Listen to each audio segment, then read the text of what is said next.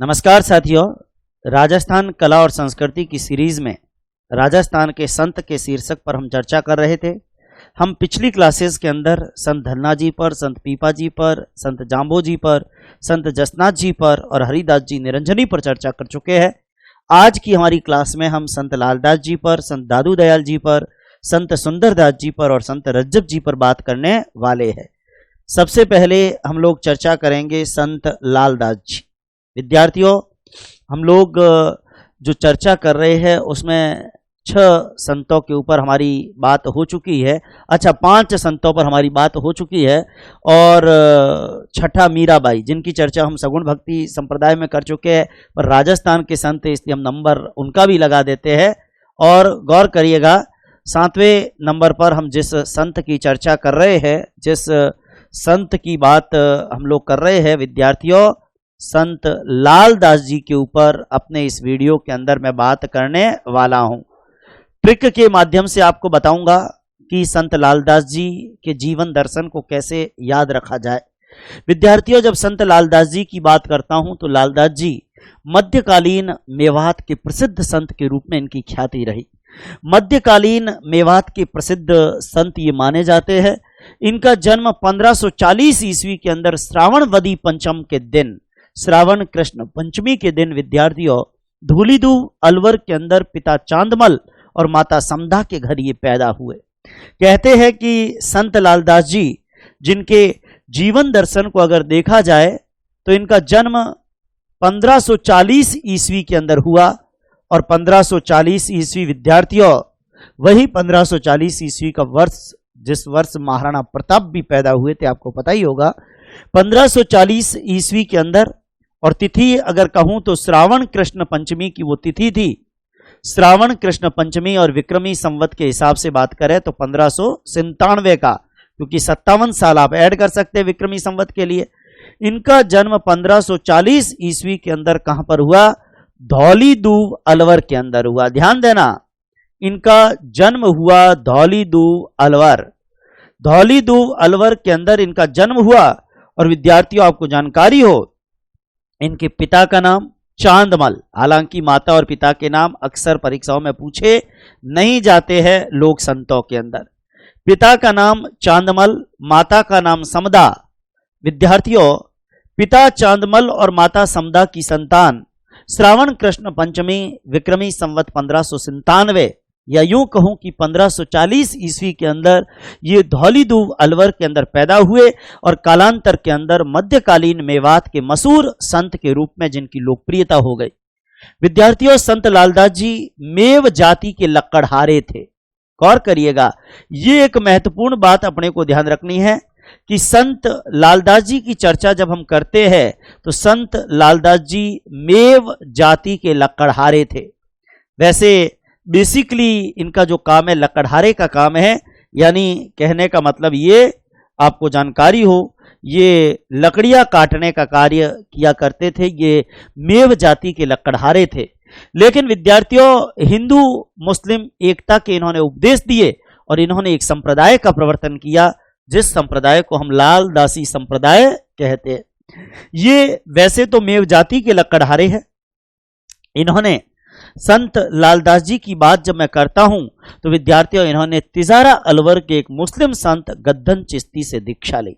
इन्होंने तिजारा अलवर के एक मुस्लिम संत, विद्यार्थियों ध्यान दें, कहते हैं कि इन्होंने अलवर के अंदर एक जगह तिजारा, वही तिजारा जहां चंद्र प्रभु का मंदिर है, तिजारा अलवर के एक प्रसिद्ध मुस्लिम संत थे गद्दन चिश्ती। ध्यान देना, तिजारा अलवर के एक प्रसिद्ध मुस्लिम संत थे जिनका नाम था गद्दन चिश्ती। कहते हैं कि इन्होंने तिजारा अलवर के प्रसिद्ध मुस्लिम संत गद्दन चिश्ती से शिक्षा या दीक्षा ली थी। तिजारा अलवर के प्रसिद्ध मुस्लिम संत गद्दन चिश्ती से इन्होंने दीक्षा ली और ये गद्दन चिश्ती इनके गुरु है, जिनसे दीक्षा लेने के बाद इन्होंने हिंदू मुस्लिम एकता के उपदेश दिए और इन्होंने एक संप्रदाय भी चलाया। उस संप्रदाय को हम लालदासी संप्रदाय कहते हैं। देखो, संत लालदास जी आपको जानकारी हो मेव जाति के लकड़हारे थे। इन्होंने हिंदू मुस्लिम एकता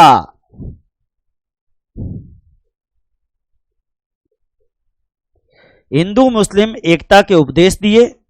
और आपको जानकारी हो, इन्होंने हिंदू मुस्लिम एकता के उपदेश दिए और इन्होंने एक संप्रदाय चलाया। उस संप्रदाय का नाम है लालदासी संप्रदाय। इन्होंने एक संप्रदाय चलाया, उस संप्रदाय का नाम है लालदासी संप्रदाय। विद्यार्थियों, आपको जानकारी हो, हिंदू मुस्लिम एकता के उपदेश दिए और इन्होंने एक संप्रदाय चलाया। उस संप्रदाय को हम लालदासी संप्रदाय कहते हैं। वो लालदासी संप्रदाय जो राजस्थान के मेवात क्षेत्र में आज भी लोकप्रिय है। ध्यान देना, वो लालदासी संप्रदाय जिसका विशेष बाहुल्य, अगर परीक्षा में सवाल आ जाए लालदासी संप्रदाय का संबंध कहां से है, मेवाड़ से है, मेवात से है, मारवाड़ से है, तो ये लालदासी संप्रदाय राजस्थान के कौन से अंचल में लोकप्रिय है? ये लालदासी संप्रदाय राजस्थान के मेवात क्षेत्र के अंदर लोकप्रिय है। और आपको बताना चाहूंगा, मेवात क्षेत्र में इस संप्रदाय के बहुत सारे अनुयायी है और विशेष रूप से मेवात क्षेत्र के अंदर और जो मेव समुदाय है, क्योंकि ये लालदास जी खुद भी मेव लकड़हारे थे, तो लालदासी संप्रदाय जो है वो मेवात क्षेत्र में और विशेष रूप से मेवों के अंदर बहुत ही लोकप्रिय है। लेकिन विद्यार्थियों, जब मैं इस संप्रदाय की चर्चा करता हूं तो मैं आपको बताना चाहूंगा, इस संप्रदाय में साधुओं के लिए भिक्षा का नहीं, पुरुषार्थ का प्रावधान है। इस संप्रदाय में साधुओं के लिए भिक्षा का नहीं। देखो, कोई होचे कि हूं साधु बनीला पछे भिक्षा मांगीला, ना, भिक्षा का प्रावधान नहीं है। किसका प्रावधान है? पुरुषार्थ का प्रावधान है। पुरुषार्थ, काम करो, खाओ। ये खुद लकड़ आ रहे थे, लकड़ियां काटते थे।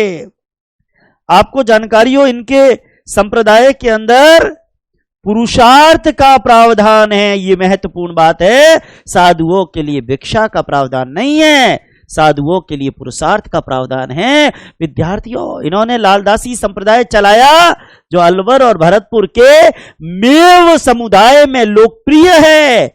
और मैं आपको बताना चाहूंगा, जरा मेरी बात को ध्यान देना। कहते हैं कि अलवर और भरतपुर के मेव समुदाय के अंदर इनका यह संप्रदाय बड़ा ही लोकप्रिय है। और विद्यार्थियों, आपको जानकारी हो, कहते हैं कि संत लालदास जी, जिनके बारे में मैंने कुछ बेसिक बातें करी है, इनका जन्म 1540 में हुआ, श्रावण कृष्ण पंचमी विक्रमी संवत 1597 को हुआ। और कहां हुआ? धौलीदू अलवर में हुआ और पिता चांदमल और मां समदा के घर हुआ। संत लालदास जी कहते हैं कि मेव जाति के लकड़हारे थे। और विद्यार्थियों, तिजारा अलवर के मुस्लिम संत गद्दन चिश्ती से दीक्षा ली, हिंदू मुस्लिम एकता के उपदेश दिए और इन्होंने एक संप्रदाय चलाया जिसको लालदासी संप्रदाय कहते हैं। और बात अगर लालदासी संप्रदाय की होती है तो आपको जानकारी हो, ये लालदासी संप्रदाय है ना, इसमें एक तो साधु के लिए पुरुषार्थ का प्रावधान है।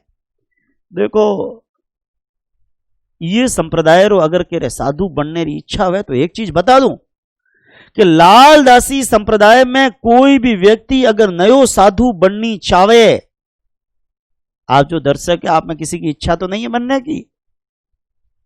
कि भाई कई लोग दिमाग में हो कि नौकरी लागी तो ठीक, नहीं तो साध बनो ले ली, तो साध बनो ले ली, पर साध बनो भी लेनो। देखो, नौकरी चाहिए तो कॉलेज लेक्चरर जेड़ी न साधु बननो तो रोम से नहीं जेड़ो। बाकी अगर कोई होचे कि हूं तो लालदासी और साधु बनी, तो लालदासी संप्रदाय में अगर कोई साधु बनने का इच्छुक है तो विद्यार्थियों, दीक्षा से पहले क्या होता है घटनाक्रम समझ लेना बहुत जरूरी है। दीक्षा से पहले जो भी साधु बनने का मुमुक्षु है, उस मुमुक्षु व्यक्ति का मुंह काला करके उसको गधे पर उल्टा लिटा के और फिर गौर करिएगा उसके ऊपर तुम्बी बांध करके, और फिर आपको जानकारी हो बिल्कुल भी हिल नहीं सके और पूरे गांव के अंदर उसको घुमाया जाता है गधे पर बिठा करके। ध्यान देना, साधु को दीक्षा से पहले एक तो मुंह कर देते हैं काला, आपको ध्यान हो, मुंह काला कर देते हैं, गधे पर उल्टा लिटा देते हैं, तुम्बी बांध देते हैं, बिल्कुल भी हिल नहीं सके, उल्टा लिटाकर तुम्बी बांधकर फिर पूरे गांव में घुमाया जाता है। पूरे गांव में क्या करते हैं? घुमाते हैं। और पूरे गांव में घुमाने के दौरान अगर मन रे मई लागे कि लोग मारे बारे में की हो चेला अनुए टोने अगर विचार चेंज हुए रो तो थोड़ी इच्छा थोने कोई जबरदस्ती लालदासी रो साधु कोनी बनावे। लालदासी संप्रदाय रो साधु बननो वे तो जिको मुमुक्षु वेला उए रे मोंडो पूरो कालो करे, पूरो कोयले हूं कालो कालो मोंडो करे, गधे रे माथे उल्टो लिटाए, माथे तुम्बी बांधे बिल्कुल ही डोरी एकदम खड़ो है लेनी अन पछे पूरे गांव रे में घुमावेला। और अगर घूमे न आ गया उठने अगर दिमाग में यह विचार नहीं आयो कि लोग मारे बारे में की हो चेला तो पछे थाना मीठो शरबत पिलावेला और उएरो मतलब थारी परीक्षा पूरी हुई ना मैं थे लालदासी रा साधु बनने रे हारू तैयार हो। ध्यान दा, क्योंकि देखो साधु बनने के बाद आपको कड़वे बोल बोलने पड़ते और आप में साधु बनने से पहले ये दिमाग में आ जाए कि लोग क्या सोचेंगे, तो लोगों का काम ही सोचना है। मैं यहां पर पढ़ा रहा हूं और मैं अगर ये सोचूं कि मेरा स्टूडेंट क्या सोचेगा कि मैं क्या बोल रहा हूं, मैं पढ़ा नहीं सकता। पढ़ाने के लिए भी इस बात को तो दिमाग से निकालना होगा, क्योंकि हर व्यक्ति से सारे लोग संतुष्ट नहीं होते और आलोचनाएं तो निश्चित रूप से जगत का सत्य है। आलोचनाएं होगी, आप अच्छा करोगे तो भी आलोचना होगी और आप बुरा करोगे तो भी आलोचना होगी। आपको जानकारी हो, मुंह काला करके गधे पर उल्टा लिटा के तुम्बी बांध करके पूरे शहर में गांव में घुमाया जाता है और पूरे शहर या गांव में घूम कर आ जावे, इसका मतलब मीठा शरबत पिला दिया और अब आप साधु बनने के लिए, लालदासी साधु बनने के लिए क्या हो? योग्य हो। आपकी योग्यता ही है। अब आप योग्य हो गए, अब आप लालदासी के साधु बन सकते हो। हाधु बने पछे दुख, पछे दुख की पछे मोंगे नहीं खानो। लालदासी साधु बनने के बाद में साधुओं के लिए पुरुषार्थ है। आपको कोई न कोई काम करना पड़ेगा खाने के लिए, रोजी रोटी के लिए। थे हो चुके हूं साधु बनी पछे मारा भक्त आवे चढ़ावो चढ़ाए हूं तो मौज मस्ती में रही ना, कमाए न खानो पड़ी। ए लालदासी साधु अय्यारों को नौकरी करनी तो कॉलेज लेक्चररी और साधु बननो तो रोम्स नहीं रो। ये बे चीजों में है बढ़िया ही बढ़िया है, गौर करिएगा। तो आजकल तो साधु बनने में नौकरी में दिक्कत तो घना ही है, पर तो भी आपको जानकारी हो। लालदासी संप्रदाय की चर्चा जब मैं करता हूं तो एक बात आपको और यहां पर जानकारी दे दूं। संत लालदास जी, संत लालदास जी, ध्यान देना, कहते हैं कि संत लालदास जी, इनका जन्म तो 1540 में हुआ था, लेकिन संत लालदास जी की मृत्यु 1648 में, देखो 108 साल रहा, 108 तो बहुत पवित्र है नहीं, 1648 ईस्वी में इनकी मृत्यु हुई। और इनकी मृत्यु कहां हुई? ये एक बहुत महत्वपूर्ण बात, इनकी मृत्यु हुई नगला भरतपुर। इसलिए इस संप्रदाय की प्रधान पीठ कहां है? नगला। इस संप्रदाय की प्रधान पीठ नगला भरतपुर में है। और ये नगला या नगला जहाज, आपको जानकारी हो, ये इस लालदासी संप्रदाय की प्रधान पीठ मानी जाती है। लालदासियों की प्रधान पीठ कौन सी है? परीक्षा के अंदर ये सवाल कई बार पूछा है, आरपीएससी का धर्मेला है। और विद्यार्थियों ये बड़ा ही एमटीआर प्रश्न है, एमटीआर प्रश्न है, ये ध्यान देना। लालदासी संप्रदाय की प्रधान पीठ नगला भरतपुर, 1648 ईस्वी के अंदर संत लालदास जी की मृत्यु नगला भरतपुर में हुई। और मैं आपको बताना ये भी चाहता हूं कि मृत्यु के बाद इनको समाधिस्थ किया गया। देखो हर बार जीवित समाधि नहीं होती, मरने के बाद भी समाधिस्थ करते, गाड़ देते समाधि के रूप में। इनका समाधि स्थल है शेरपुर अलवर। इनका समाधि स्थल कहां है? शेरपुर अलवर। इनका समाधि स्थल कहां है विद्यार्थियों? इनका समाधि स्थल है शेरपुर अलवर। इनका समाधि स्थल है शेरपुर अलवर। और विद्यार्थियों, संत लालदास जी पे जब मैं चर्चा करता हूं, आपको जानकारी हो, संत लालदास जी के उपदेश एक ग्रंथ में संग्रहित है, लालदास जी की चेतावनियां। संत लालदास जी के उपदेश, संत लालदास जी के उपदेश, लालदास जी री चेतावनियां। संत लालदास जी के उपदेश, लालदास जी री चेतावनियां। जैसे मीरा की पदावली है, कबीर का बीजक है, धन्ना की आरती है, दादूरा दुआ है, वैसे ही लालदास जी की चेतावनियां हैं। लालदास जी की चेतावनियों में लालदास जी के उपदेश संग्रहित है। और विद्यार्थियों, आपको ये बताना चाहता हूं, इनका समाधि स्थल क्या है? शेरपुर अलवर। एक ट्रिक याद करने के लिए, एक ट्रिक बहुत जरूरी है। देखो, ट्रिकें भी बहुत जरूरी होती है, जहां फंडा जरूरी है वहां फंडा भी बता रहा हूं। इसको याद करने के लिए याद कर सकते हो, लाल दौड़ा काला नग हैंग शेरवे। लाल दौड़ा काला, लाल, आपको जानकारी, एक ट्रिक से याद करोगे तो कई बार क्या होता है परीक्षा के अंदर, चार भेड़ा हुए ना, अपनी भेड़ पहचाननी है तो थोड़ी हो रहा ही अपन वेला। देखो, लाल धोड़ा, अब धोड़े के लिए तो धोड़ा कलर तो यहां पे मैं ले नहीं सकता, लूंगा तो दिखेगा नहीं, आपको जानकारी हो। चलिए कोई बात नहीं, हमारे विद्यार्थी आपको जानकारी हो, हाँ इसके ऊपर धोड़ा दिखेगा, हाँ अब धोड़ा दिख सकता है। लाल धोड़ा, लाल के बाद क्या है? धोड़ा, और दौड़े के बाद लाल दौड़ा, दौड़े के बाद काला, ये काला नहीं दिख रहा है? क्या बात कर रहे हो? हमारे तकनीकी विशेषज्ञ कह रहे हैं दिख नहीं रहा है। दिख नहीं रहा है तो कोई बात नहीं है, अभी भी नहीं दिख रहा है। चलिए गौर करिए, हाँ मैं चाहता ही हूं कि धोड़े कलर से लिखूं, लेकिन दिखेगा नहीं तो फिर मेरे हाथ में नहीं है।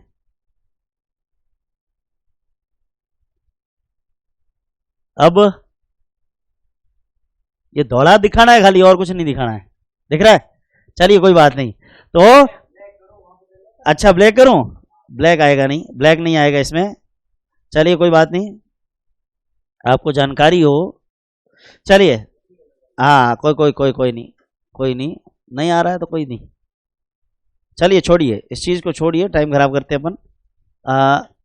धोड़े के लिए आप थोड़ी देर के लिए मान लीजिए कि धोड़ा ही है।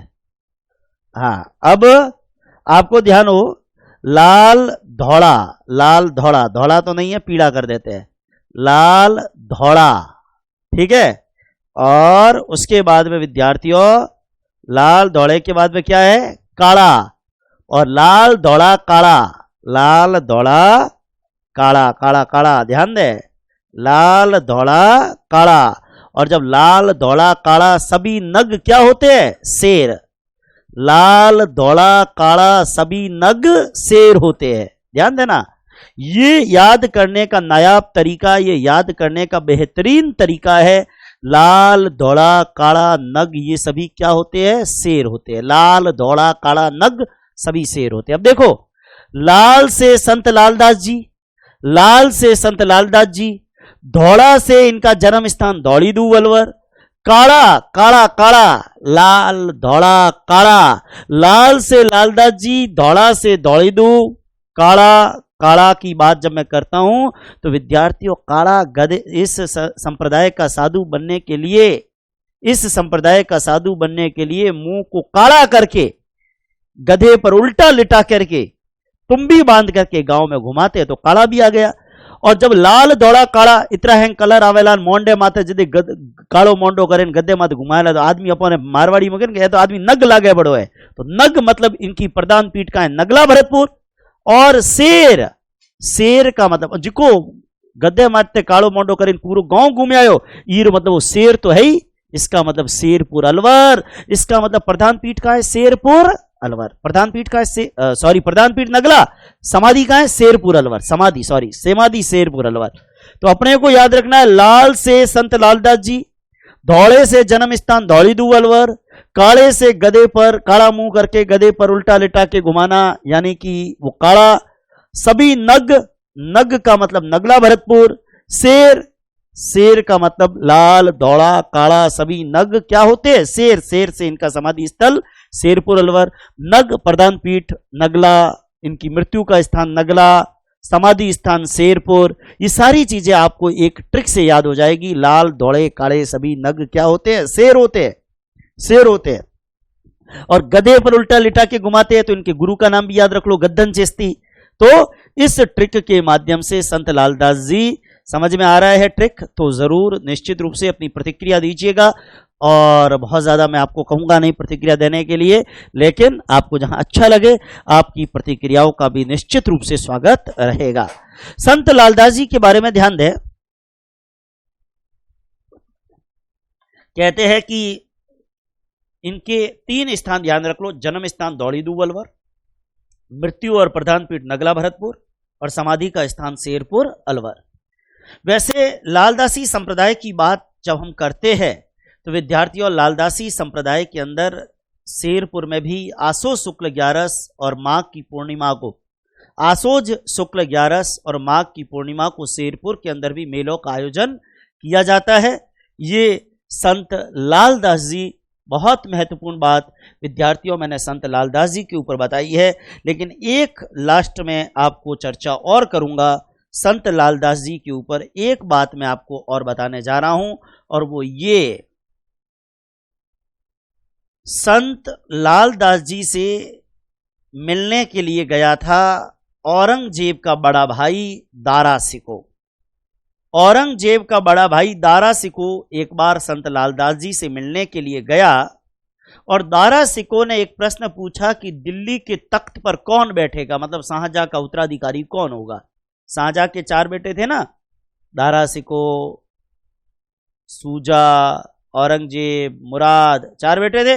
तो 4 बेटों में औरंगजेब का उत्तराधिकारी कौन होगा, दिल्ली के दारा सिको ने एक प्रश्न पूछा, और प्रश्न पूछा कि दिल्ली का तख्त किसका होगा, दिल्ली का सिंहासन किसका होगा, दिल्ली के तख्त पर कौन बैठेगा।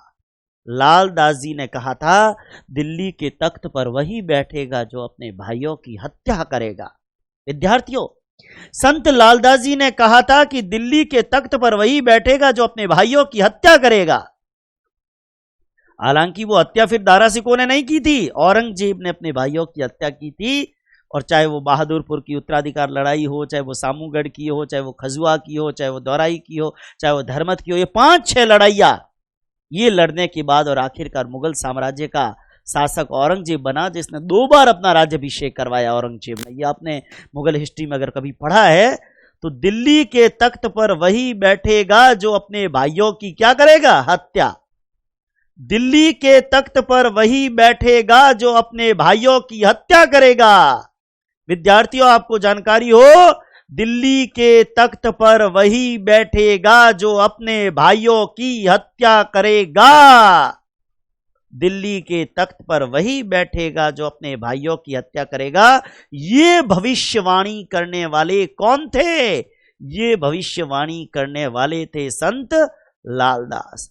देखो, जैसे चरणदास जी ने नादिर शाह के आक्रमण की भविष्यवाणी की थी, वैसे ही लालदास जी ने यह भविष्यवाणी की थी कि दिल्ली के तख्त पर वही बैठेगा जो अपने भाइयों की हत्या करेगा। यह अलग बात है कि अपने भाइयों की हत्या करने वाला वो दारा सिको नहीं, वो औरंगजेब था, लेकिन ये सवाल जिसने किया था वो दारा सिको था। और दारा सिको के प्रश्न के उत्तर में ही लालदास जी ने यह भविष्यवाणी की थी कि दिल्ली के तख्त पर वही बैठेगा जो अपने भाइयों की हत्या करेगा। विद्यार्थियों, ये चर्चा मैंने संत लालदास जी के बारे में की है।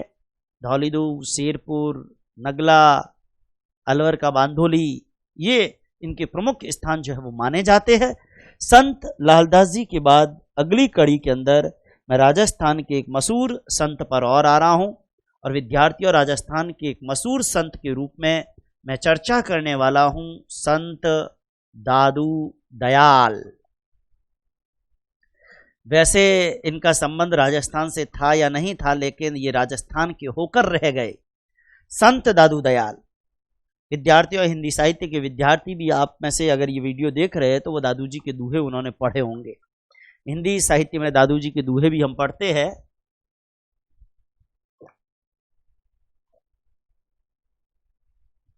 दादू दयाल जिनका समय 1544 से लेकर और 1603 के बीच का माना जाता है। ध्यान देना, 1544 से, लालदास जी से 4 साल ही छोटे हैं, 1544 से 1603 का इनका समय माना जाता है। संत दादू दयाल के जन्म की अगर मैं बात करूं तो विद्यार्थियों, हमें पता नहीं इनका जन्म कहां हुआ। क्योंकि कई विद्वान इनका जन्म अहमदाबाद में मानते हैं। पंडित सुधाकर द्विवेदी इनको जौनपुर का मानते हैं। मोतीलाल जी मैनारिया इनको सांभर का मानते हैं। विद्यार्थियों, आपको जानकारी हो, इनका जन्म कहां हुआ यह विवाद का विषय है। क्यों है विवाद का विषय? क्योंकि ये कहते हैं कि संत दादूजी साबरमती नदी के अंदर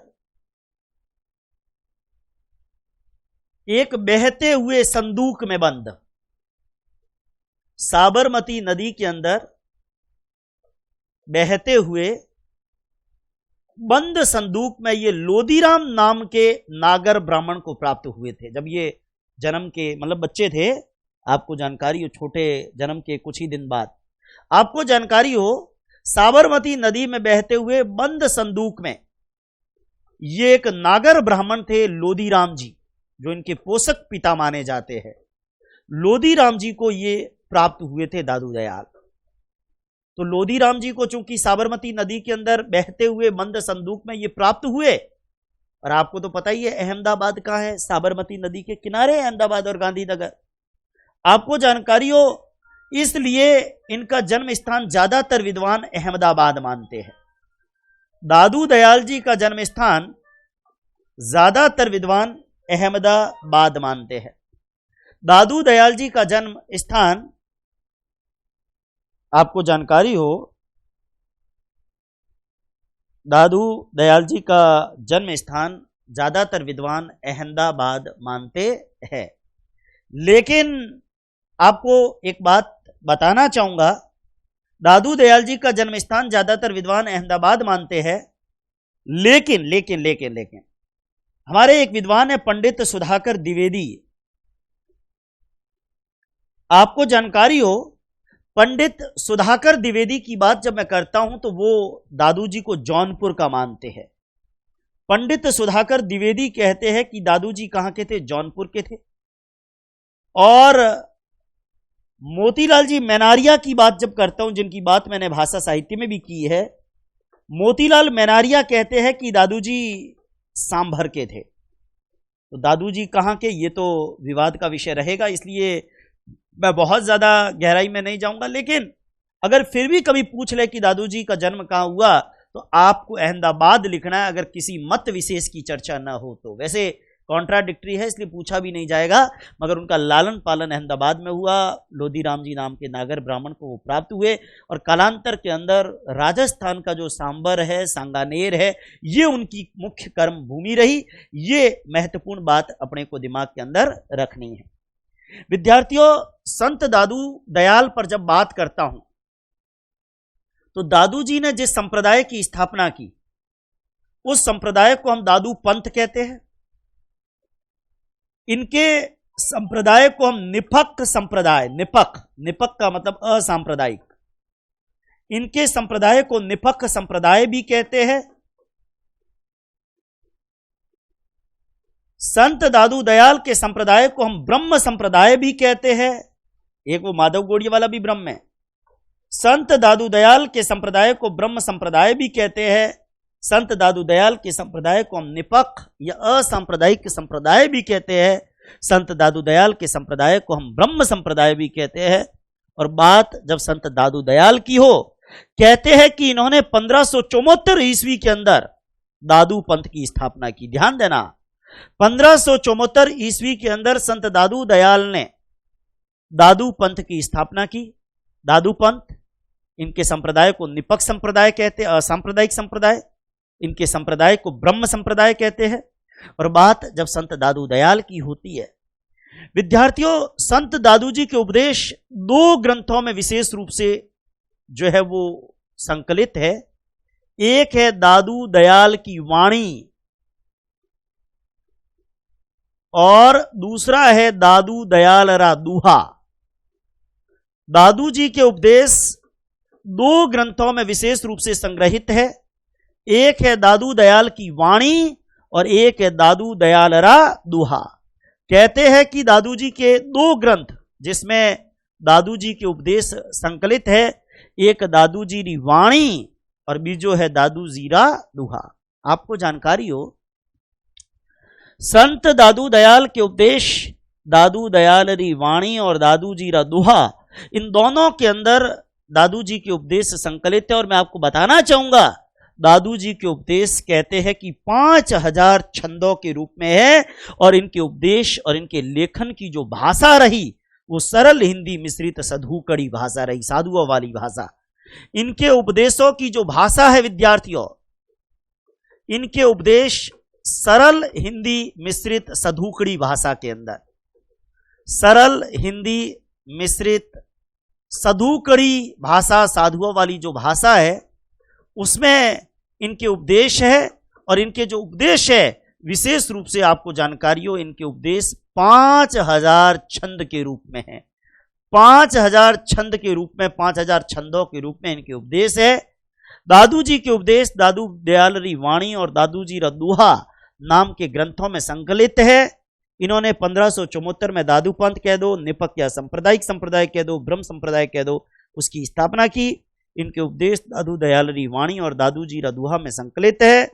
मूल रूप से अहमदाबाद के माने जाते हैं, क्योंकि लोधीराम नाम के नागर ब्राह्मण को ये साबरमती नदी में बहते हुए बंद समदूक के अंदर प्राप्त हुए थे।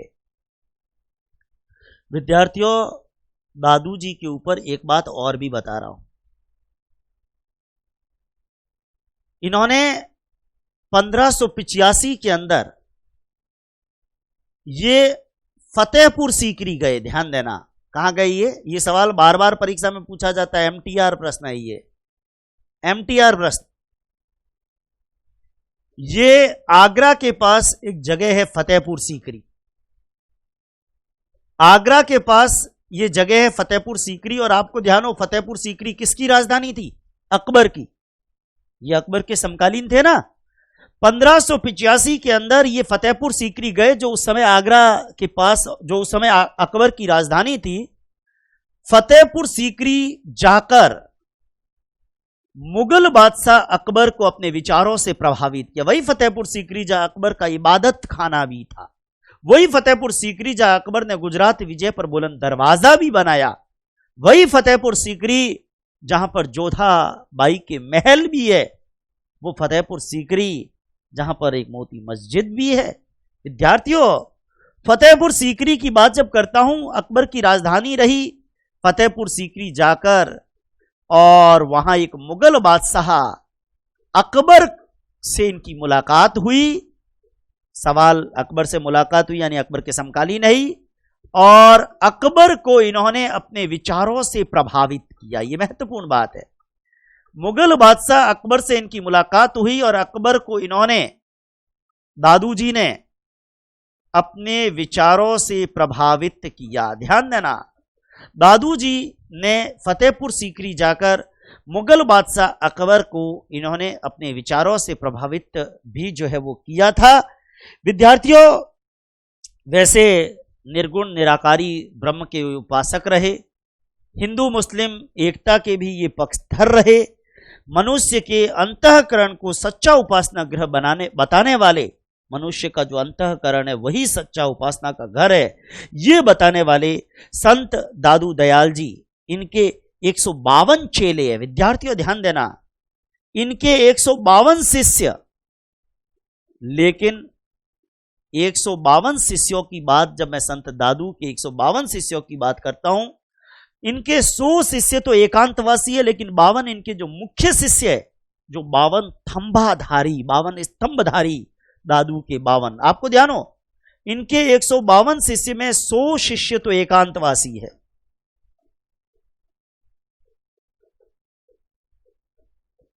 लेकिन इनके जो 52 शिष्य है, ये 52 शिष्य आपको जानकारी हो, दादू के 52 स्तंभ कहलाते हैं।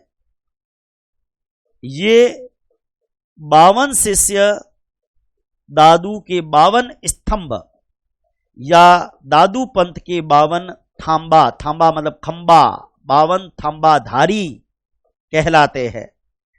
दादू के 52 शिष्यों को, विद्यार्थियों आपको जानकारी हो, दादू के 52 शिष्यों को हम 52 थांबाधारी कहते हैं।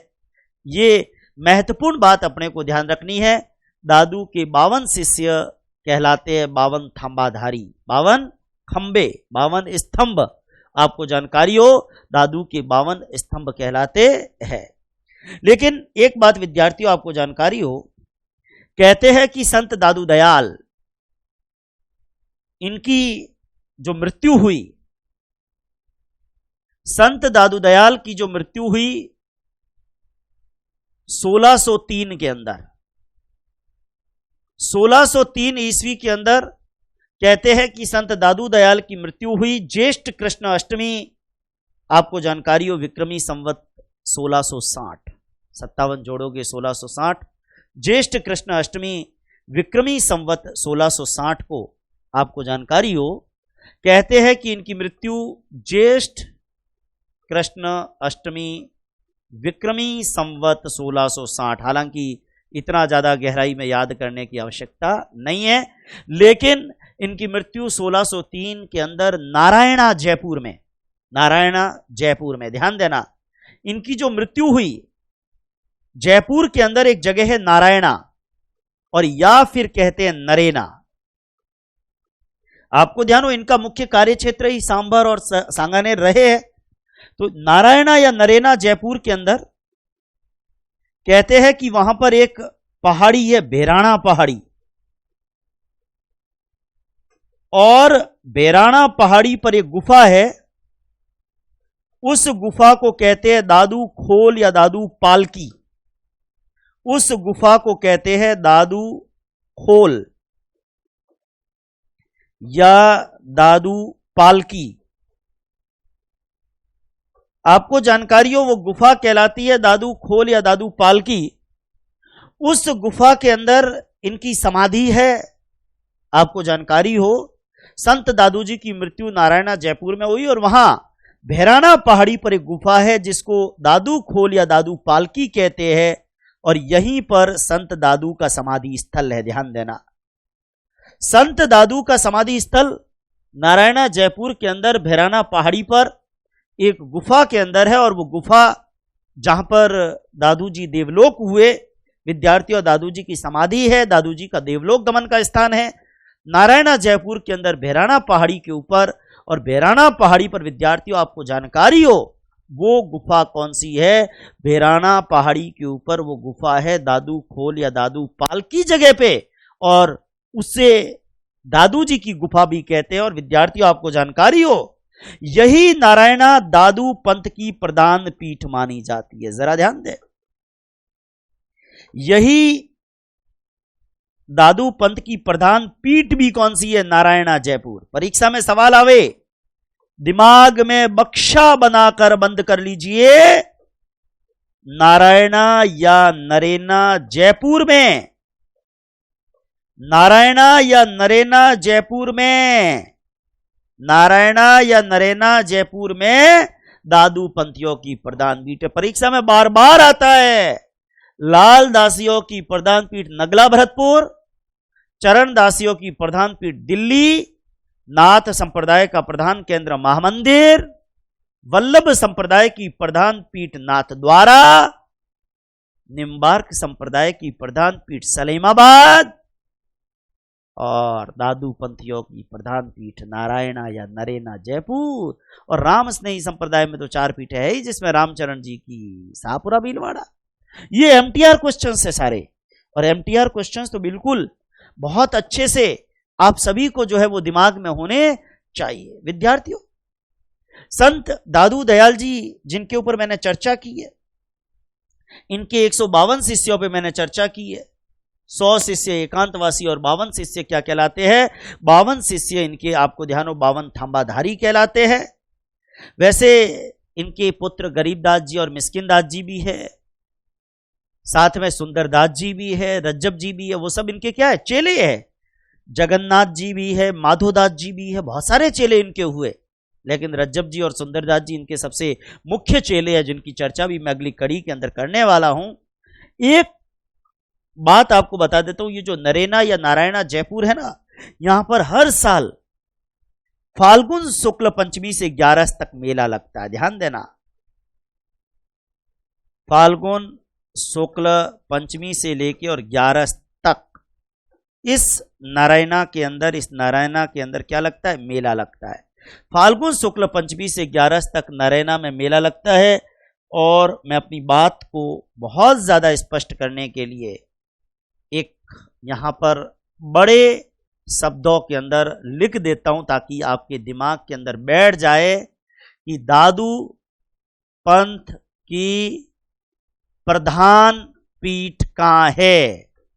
परीक्षा का MTR प्रश्न है, MTR प्रश्न। और प्रधान पीठ कहां है विद्यार्थियों? बताइएगा, प्रधान पीठ कहां है? प्रधान पीठ है नारायणा, और या कह सकते हैं नरेना। और नारायणा या नरेना किस जिले में है? जयपुर के अंदर। ध्यान देना, ये बड़े अक्षरों में मैंने लिखा है, दादू पंथ की प्रधान पीठ कहां है, नारायणा या नरेना। परीक्षा का MTR क्वेश्चन। एक सवाल पर और आ रहा हूं। दादू पंथ के कौन कौन से भाग हम कह सकते हैं अलग अलग? दादू पंथ के अलग अलग टुकड़े अगर हम करना चाहे, विद्यार्थियों ध्यान दें। जैसे दादू पंथ के अंदर एक आता है खालसा। दादू पंथ के अंदर एक आता है खालसा। देखो दादू पंथ के अलग अलग भाग है। अगर मैं खालसा की चर्चा करता हूं तो जो साधु दादू जी के जो पुत्र माने जाते हैं, गरीबदास जी, गरीबदास जी की आचार्य परंपरा से संबंधित साधु, गरीबदास जी की आचार्य परंपरा से संबंधित साधु खालसा कहलाते हैं। गरीबदास जी की आचार्य परंपरा से जुड़े, गरीबदास जी की आचार्य परंपरा से जुड़े जो साधु है वो साधु खालसा कहलाते हैं। ध्यान देना, गरीबदास जी की आचार्य परंपरा से जुड़े जो साधु है वो कहलाते हैं खालसा। दूसरे नंबर पे आते हैं विरक्त, जो घूमते फिरते गृहस्थ लोगों को उपदेश देते हैं। ध्यान देना, विरक्त कहते हैं जो घुमक्कड़ होकर और गृहस्थ लोगों को उपदेश देने वाले। ध्यान देना, गृहस्थियों को उपदेश देने वाले, गृहस्थियों को उपदेश देने वाले विरक्त। खालसा जो गरीबदास जी की आचार्य परंपरा से जुड़े साधु है, विरक्त जो घुमक्कड़ होकर गृहस्थियों को उपदेश देते हैं। विद्यार्थियों तीसरे नंबर पर ध्यान दें, उत्तरादेय या स्थानधारी, उत्तरादेय या स्थानधारी साधु। ये उत्तरादेय या स्थानधारी साधु वो है जो राजस्थान छोड़कर उत्तरी भारत में चले गए। ध्यान देना, दादू पंथ के जो साधु, देखो स्थानधारी मतलब स्थान छोड़कर चले गए, उत्तरादेय मतलब उत्तर भारत में, राजस्थान छोड़कर उत्तर भारत में, मतलब राजस्थान के अलावा जो भारत का जो उत्तरी हिस्सा है, राजस्थान छोड़कर, राजस्थान तो वैसे पश्चिम में है, राजस्थान छोड़कर उत्तर भारत में जाने वाले साधु वो कहलाते हैं उत्तरादेय या स्थानधारी। नाम से स्पष्ट है, उत्तरादेय मतलब उत्तर भारत में चले गए और स्थानधारी मतलब अपने स्थान को छोड़ दिया, राजस्थान छोड़कर चले गए। खाकी जो शरीर पर भस्म लगाकर जटा धारण कर फक्कड़ की तरह रहे। गौर करिए, फक्कड़ की तरह एक स्थान से दूसरे स्थान तक घूमते हैं। एक अगली कड़ी के अंदर आपको लेकर जा रहा हूं, खाकी। ध्यान दे, खाकी। जब मैं खाकी की चर्चा करता हूं, जो शरीर पर भस्म लपेटकर, शरीर पर भस्म लपेटकर जटा धारण करके, शरीर पर भस्म लपेटकर जटा धारण करके फक्कड़ों की तरह घूमते रहे, फक्कड़ों की तरह घूमते रहे, ऐसे साधु क्या कहलाते हैं विद्यार्थियों? फक्कड़ों की तरह घूमते रहे, घूमे ऐसे साधुओं को कहते हैं खाकी साधु। एक आता है नागा वर्ग, इसमें नागा, आपको जानकारी हो, जब मैं नागा साधुओं की बात करता हूं तो कहने का मतलब नागा, आपको जानकारी हो, जब नागा साधुओं की बात करता हूं, नागा मतलब जो नंगे रहे, और नागा वर्ग के प्रवर्तक कौन है, इसके ये जो नागा वर्ग है ना दादू पंथ में, ये सुंदरदास जी ने इस वर्ग का प्रवर्तन किया था, जिनकी चर्चा मैं करने वाला हूं अलग से। संत सुंदरदास जी जो दादू पंथ के अंदर नागा वर्ग के प्रवर्तक है। तो दादू पंथियों के कई प्रकार है। नागा मतलब जो नग्न और वैरागी साधु है, ध्यान देना, नग्न और वैरागी रहने वाले। तो खालसा जो गरीबदास जी, दादू जी के बेटे माने जाते हैं ना गरीबदास जी, उनकी आचार्य परंपरा से जुड़े साधु। विरक्त जो गुमक्कड़ है और गृहस्थों को उपदेश थे। उत्तरादेय स्थानधारी जो राजस्थान छोड़कर उत्तरी भारत में चले जाए। खाकी जो शरीर पर भस्म लपेटकर जटा धारण करके पकड़ों की तरह घूमे। और नागा वर्ग जिसके प्रवर्तक माने जाते हैं संत सुंदर दास।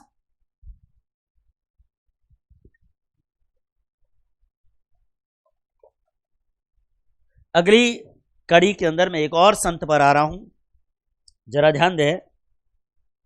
मैं जिस संत की बात अब अगली कड़ी के अंदर करने वाला हूं, दादू दयाल के ऊपर भी बात कर चुका हूं, और दादू दयाल के बाद दादू जी के ही एक चेले पर बात कर रहा हूं, और बात संत सुंदरदास की हो रही है। संत सुंदरदास,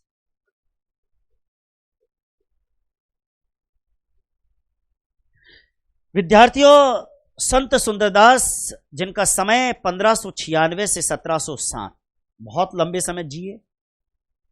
1596 से लेकर और 1760 का समय संत सुंदरदास का है। सुंदरदास और सुंदरदास में पीछे शब्द है दास, और पीछे शब्द है दास, दास से बन गया दोसा। विद्यार्थियों आपको जानकारी हो, संत सुंदरदास जी का संबंध कहां से रहा? दोसा से रहा। दोसा, सुंदरदास और दास में दास, और दास से दोसा।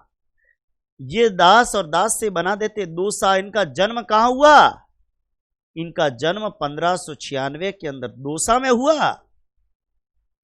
और विद्यार्थियों इनकी जो मृत्यु का स्थान है वो 1707 के अंदर सांगानेर जयपुर के अंदर है। ध्यान देना, सांगानेर जयपुर, उसके पास में 1707 में इनकी मृत्यु हुई। अब आपके दिमाग में एक सवाल भी आएगा कि दादू जी की मौत कब हुई थी? अभी मैंने बताया थोड़ी देर पहले, दादू जी की मृत्यु हुई थी 1603 के अंदर। दादू जी की मृत्यु हुई थी 1603 में। तो अब आप देखिए, जब दादू जी की मौत हुई तब सुंदरदास जी की उम्र कितनी है? 7 साल। 1596 में जन्म है, तो 7 साल का बच्चा, और फिर हम दादू जी का चेला कहते हैं। कैसे कहते हैं? ये परमानंद साहा चोखा और मां सती के बेटे थे। ध्यान देना, सुंदरदास जी जो है ना, ये वैश्य खंडेलवाल परिवार से संबंध रखते थे। इनके पिता का नाम था परमानंद और माता का नाम था सती।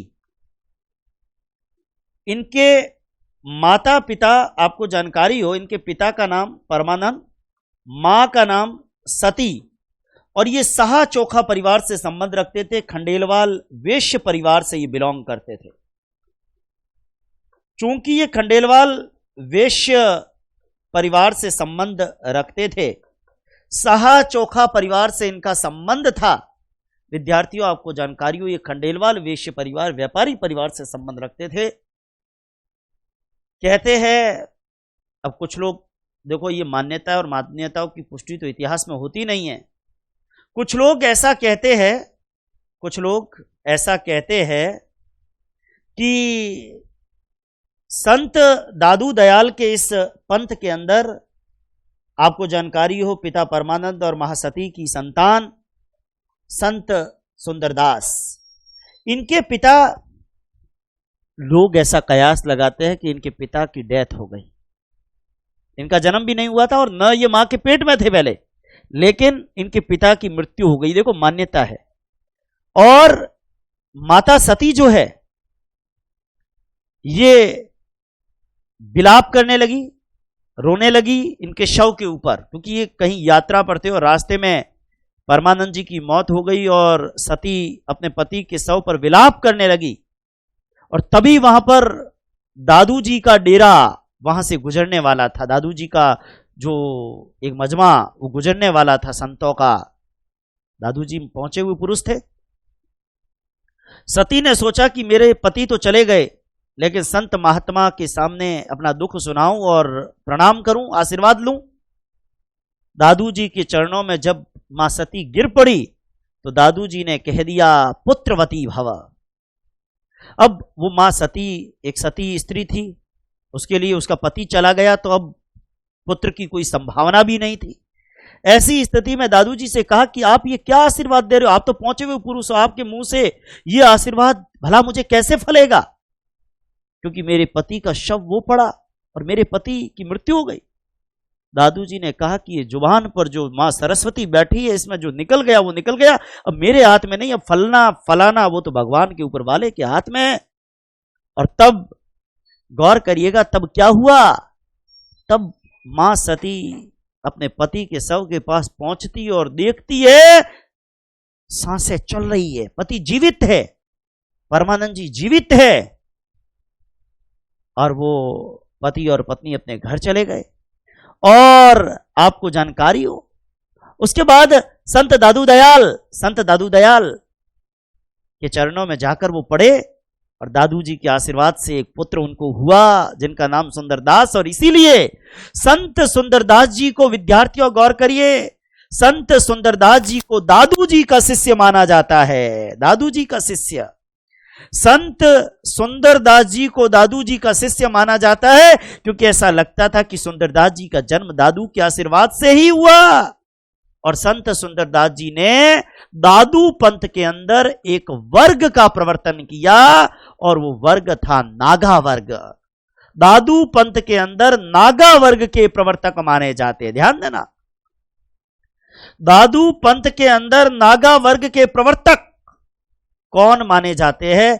दादू पंथ के अंदर नागा वर्ग के प्रवर्तक कौन माने जाते हैं? संत सुंदर दास माने जाते हैं। और सुंदर दास जी की बात जब मैं करता हूं तो विद्यार्थियों, इन्होंने कुछ ग्रंथ भी लिखे, ज्ञान समुद्र, ज्ञान सवैया, गौर करिएगा, इनके दादू जी के कुछ प्रमुख ग्रंथ आपको बता रहा हूं। इन्होंने कुछ प्रमुख ग्रंथ, सॉरी दादू जी के नहीं, सुंदरदास जी के, सुंदरदास जी के प्रमुख ग्रंथ आपको चर्चा कर रहा हूं। साहित्य तो देखो, साहित्य जन तो छूटनी को नहीं अपनी। सुंदरदास जी के प्रमुख ग्रंथ कौन से हैं विद्यार्थियों? ज्ञान समुद्र, ज्ञान सवैया, सुंदर सार, सुंदर ग्रंथावली। ज्ञान समुद्र, ज्ञान समुद्र, ज्ञान सवैया, ज्ञान समुद्र, ज्ञान सवैया, सुंदर सार, सुंदर ग्रंथावली। सुंदर सार और सुंदर ग्रंथावली, विद्यार्थियों ध्यान दें, ज्ञान समुद्र, ज्ञान सवैया, सुंदर सार, सुंदर ग्रंथावली। ज्ञान समुद्र, ज्ञान सवैया, ज्ञान सवैया को सुंदर विलास भी कहते हैं। ये जो ज्ञान सवैया है ना, अगर कहीं पर ज्ञान सवैया ना लिखा मिले तो इसको सुंदर विलास ग्रंथ भी कहते हैं, ध्यान देना। ज्ञान समुद्र, ज्ञान सवैया, सुंदर सार और सुंदर ग्रंथावली, इन ग्रंथों की रचना किसने की? इन ग्रंथों की रचना की थी संत सुंदरदास ने। इन ग्रंथों की रचना की थी संत सुंदरदास ने। संत सुंदरदास जी के बारे में ध्यान रखें, सुंदरदास जी के बारे में 1596 से 1707 का समय है। जन्म 1596 में दौसा में हुआ, इनकी मृत्यु 1707 में सांगानेर में हुई। दौसा के अंदर गेटोलाव तालाब के पास में, आपको जानकारी हो, इनकी छतरी भी है गेटोलाव तालाब के पास। दौसा के अंदर जो गेटोलाव तालाब है उसके पास में इनका स्मारक भी है, आपको जानकारी हो। गेटोलाव तालाब के पास में इनका स्मारक भी है। संत सुंदरदास जी दादू जी के चेले माने जाते हैं, दादू पंथ में नागा वर्ग के प्रवर्तक है। इन्होंने ज्ञान समुद्र, ज्ञान सवैया, सुंदर सार और सुंदर ग्रंथावली ग्रंथों की रचना भी की। अगली कड़ी के अंदर मैं एक और संत के ऊपर आ रहा हूं, और विद्यार्थियों ध्यान दें, 5 मिनट मैं आपकी ओर ले रहा हूं, थोड़ा सा इंपॉर्टेंट, गौर करिएगा। संत रज्जब जी, जिनकी चर्चा मैं कर रहा हूं, ये भी दादू जी के चेले हैं। लेकिन संत रज्जब की जब मैं बात करता हूं, बहुत संक्षिप्त के अंदर समझ सकते हैं आराम से। संत रज्जब जी, आपको जानकारी हो, ये 1566 ईस्वी के अंदर इनका जन्म हुआ। संत रज्जब जी के ऊपर आपको जानकारी हो, इनका जन्म जो है वो 1567 के अंदर हुआ। और मैं आपको बताना चाहूंगा कि संत रज्जब 1567 के अंदर, यानी कि 16वीं शताब्दी के ये संत है। इनका जन्म 1567 ईस्वी के अंदर कहां पर हुआ? सांगानेर में हुआ। विद्यार्थियों, इनका जन्म 1567 ईस्वी के अंदर सांगानेर जयपुर में हुआ। और आप अपने दिमाग में क्या कोई दिक्कत है, क्या प्रॉब्लम है? अच्छा, आपको जानकारी हो 1567 ईस्वी के अंदर इनका जन्म सांगानेर में हुआ। रज्जब जी पे तो एक ही चीज ध्यान रखनी है, इनका जन्म पूछे।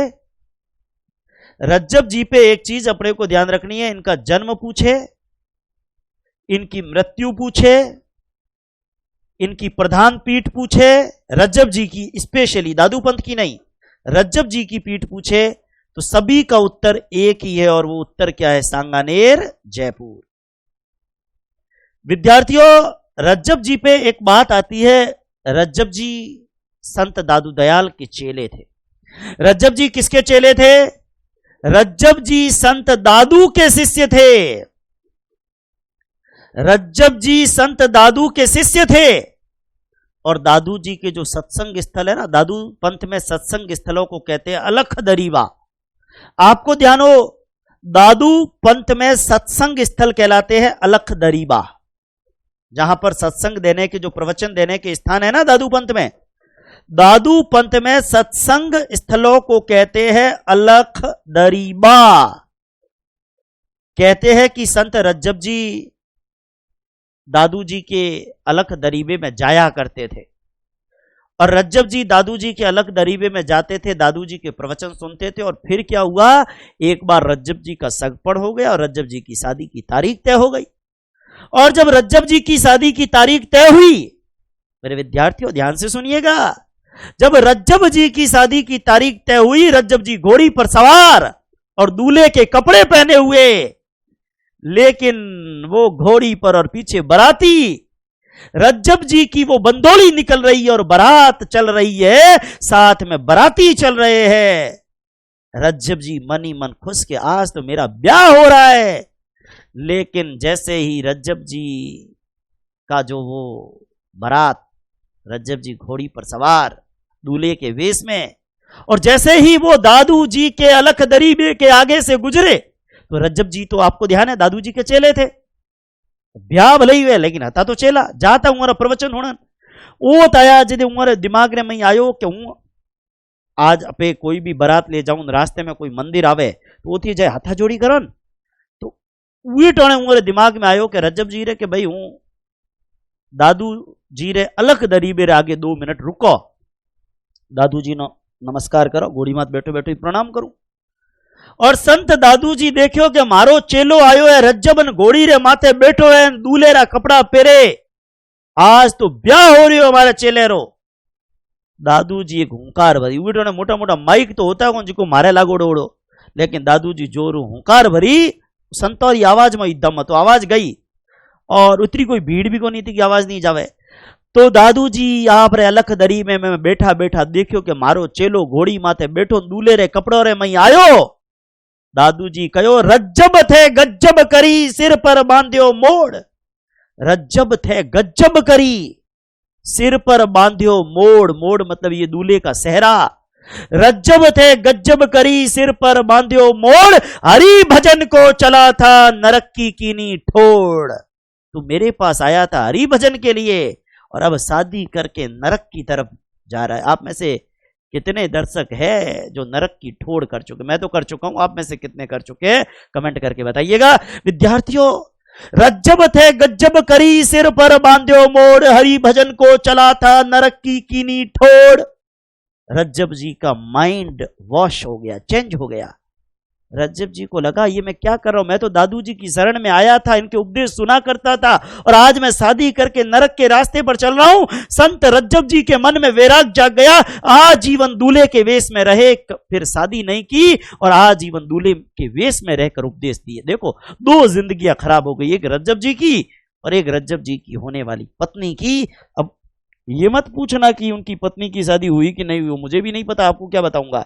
लेकिन कहते हैं कि संत रज्जब जी आजीवन दूल्हे के वेश में रहे। ध्यान देना, आजीवन दूल्हे के वेश में रहकर, आजीवन दूल्हे के वेश में रहकर लोगों को उपदेश दिए। ध्यान दे,